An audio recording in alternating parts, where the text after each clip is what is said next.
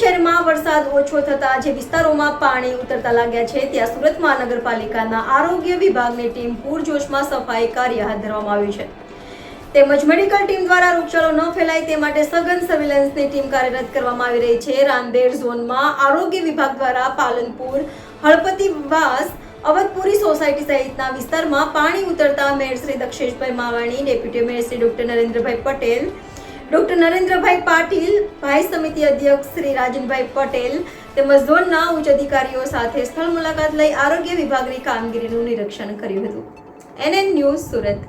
દર્શક મિત્રો, તમારી આસપાસ બની રહેલી અવનવી ઘટનાઓ વિશે જાણવા માટે NN ન્યૂઝને લાઈક કરો, શેર કરો, સબસ્ક્રાઇબ કરો અને બેલ આઇકન પ્રેસ કરો જેથી આપને નોટિફિકેશન્સ મળતી રહે।